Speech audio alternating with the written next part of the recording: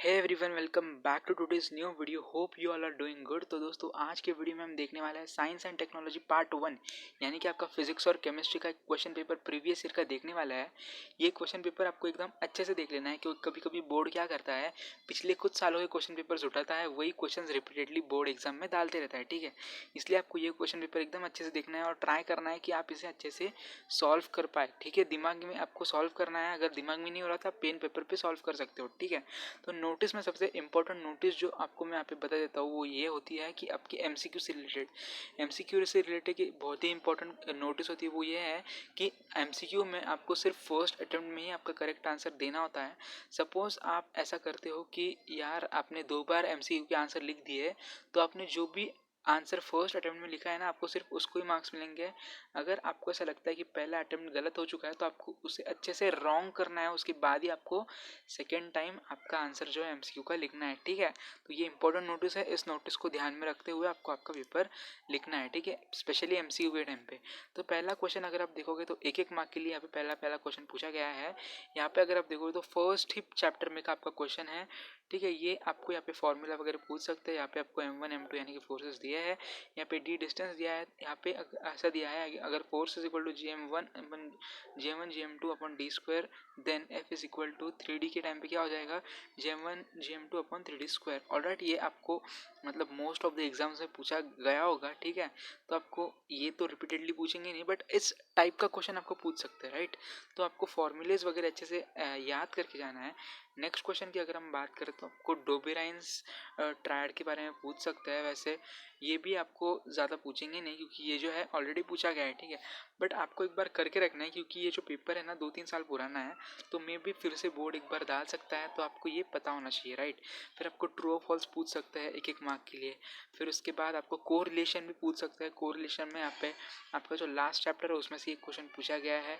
ठीक है, next question अगर आप देखोगे तो फाइंड ऑड वन आउट पूछ सकता है, या फिर आपको फिल इन द ब्लैंक्स भी पूछ सकता है। मैच द पेयर्स भी यहाँ पे 1 मार्क के लिए आपको पूछ सकते हैं। और नेक्स्ट क्वेश्चन अगर आप देखोगे तो आप वो है एमसीक्यू बेस्ड। एमसीक्यू के बारे में मैंने आपको अभी एक नोटिस बताई थी, तो वो नोटिस ध्यान में रखते हुए ही आपको ये एमसीक्यूज का क्वेश्चन यहाँ पे सॉल्व करना होगा। ठीक है, नेक्स्ट एमसीक्यू में अगर आप देखोगे तो यहाँ पे एक डायग्राम दी है, और डायग्राम को ऑब्जर्व करके आपको एक कोई भी ऑप्शन यहाँ पे सिलेक्ट करना है। ठीक है, आप ट्राई कर सकते हो, ये भी आपके टेक्स्ट बुक का ही क्वेश्चन है। देन अ रे light makes an angle of 50 degree with the surface S1 and glass slab, it's angle of incidence will be, ठीक है, 40 डिग्री। तो इस तरह से आपको ये एमसीक्यूज वगैरह अच्छे से करके जाने हैं। फिर नेक्स्ट भी अगर आप देखो तो वाटर एक्सपांड्स, ये सब अब कुछ आई गेस जो आपका आई का चैप्टर है ना उसमें से पूछा गया है। देन कार्बन कंपाउंड्स भी एक आपका इंपॉर्टेंट चैप्टर है। कार्बन कंपाउंड्स वाला जो चैप्टर होता है एक्चुअली वो ज़्यादा इंपॉर्टेंट होता है, और आपका फर्स्ट चैप्टर वो ज़्यादा इंपॉर्टेंट होता है। ये जो चैप्टर्स है ना दो, ये ज़्यादा इंपॉर्टेंट है एक्चुअली बोर्ड के पॉइंट ऑफ व्यू में से। ठीक है, नेक्स्ट क्वेश्चन की अगर हम बात करें तो attempt any 5 of the following.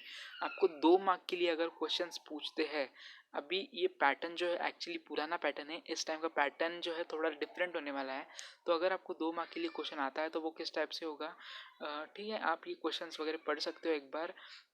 यहाँ पे आपको एक छोटा सा न्यूमेरिकल दिया है, फिर आपको गिव रीज़न दिया है, या ठीक है आपको न्यूमेरिकल दे सकते हैं, या फिर गिव रीज़न दे सकते हैं, या फिर answer in short, answer in brief, answer in 1 word वगैरह ऐसे भी दे सकते हैं। हाँ, और एक क्वेश्चन जो यहाँ पे पूछा जा सकता है वो ये है, आपको एक पैसेज दिया जाएगा, उस पैसेज के ऊपर बेस्ड आपको क्वेश्चन पूछे जाएंगे। ठीक है, कैसा भी हो सकता है।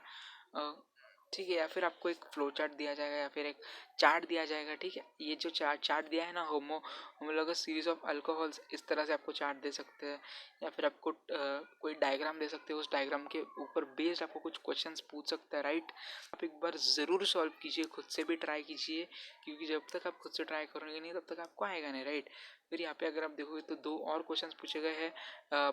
पहले इसमें 6th इसमें देखोगे तो आपको एक्सप्लेन करना है कि जो out of sodium and sulphur which is a metal, ठीक है, एक्सप्लेन करना है with its particular given reaction. ठीक है, 7th इसमें देखोगे तो एक, जैसा कि मैंने अभी आपको कहा था, आपको एक पैसेज दिया है, उस पैसेज के ऊपर बेस्ड आपको कुछ क्वेश्चंस पूछे गए हैं। ठीक है, इसमें आपको ड्रॉ करने को भी बोला है। सेकंड क्वेश्चन में draw label diagram of this method और tipping vessel opens in a tank like container.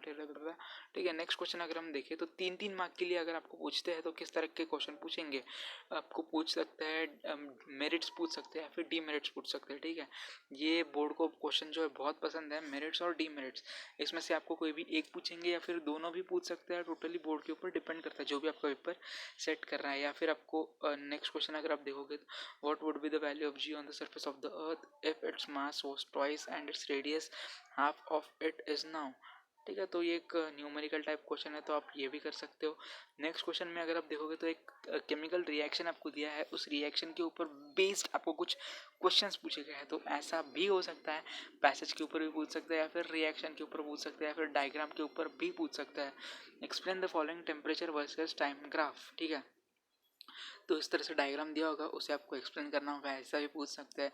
या फिर नेक्स्ट क्वेश्चन देखोगे तो Surabhi of from standard 10th use spectacle the power of lenses in her spectacle is 0.5D। ठीक है, तो इसके ऊपर ये आपको एक सेंटेंस दिया है, इस सेंटेंस के ऊपर बेस्ड आपको कुछ क्वेश्चंस पूछे गए हैं। ठीक है, ये totally activity based question paper है, आपको थोड़ा सा लॉजिक लगाना होता है और फिर ये क्वेश्चन सॉल्व करने होते हैं। नेक्स्ट अगर आप देखोगे तो आपको कंप्लीट द फॉलोइंग टेबल दिया है, यहाँ पे 3 अंडरलाइंस आपको दिया है, तो एक अंडरलाइन जो है 1 मार्क के लिए है, ये एक सिंपल लॉजिक है। ठीक है, देन नेक्स्ट पूछा गया है what is meant by space debris, why there is a need to manage the space debris. ये आपको जो आपका लास्ट चैप्टर है उसमें से पूछा गया क्वेश्चन है, तो आप इस तरह से सब कुछ अटेम्प्ट कर सकते हो। एनीवन अगर आपको 5 मार्क के लिए कोई क्वेश्चन पूछते हैं तो वो क्वेश्चन आपको किस तरह से पूछ सकते हैं, राइट। तो यहाँ पे अगर आप देखोगे ना, taking into consideration the period of the elements given below answer the following questions, right. यहाँ पे आपको कुछ एलिमेंट्स दिए हैं और उसका एटॉमिक रेडियस आपको दिया है, तो इस टेबल के ऊपर बेस्ड ही आपको कुछ यहाँ पे क्वेश्चंस पूछे गए हैं, तो आपको इस तरह का क्वेश्चन भी यहाँ पे पूछ सकते हैं। तो आप ये भी ज़रूर एक बार ट्राई कर सकते हो। ठीक है, मैंने टेबल यहाँ पे रख दिया है, ये क्वेश्चन है आपके, कुछ नीचे भी कुछ क्वेश्चन है, 5 मार्क के लिए 5 क्वेश्चन यहाँ पे पूछे गए हैं। फिर नेक्स्ट इसमें अगर आप देखोगे तो फिर से एक पैसेज दिया है, इस पैसेज के ऊपर बेस्ड आपको यहाँ पे 3 क्वेश्चंस पूछे गए हैं, राइट। तो इस तरह से आ सकता है आपका क्वेश्चन पेपर। टोटली बोर्ड का पेपर जो भी सेट कर रहा है उसके ऊपर डिपेंड करता है, बट मैं आपको एक आइडिया दे रहा था कि कितने मार्क के लिए किस टाइप का आपको क्वेश्चंस पूछ सकता है, राइट। तो आपको रेडी रहना है and I wish you a very all the for exam. तो दोस्तों मिलते हैं किसी नए वीडियो में नए अपडेट के साथ, तब तक के लिए चैनल को सब्सक्राइब नहीं किया तो सब्सक्राइब कर दीजिए। तो मिलते हैं नए वीडियो में नए अपडेट के साथ।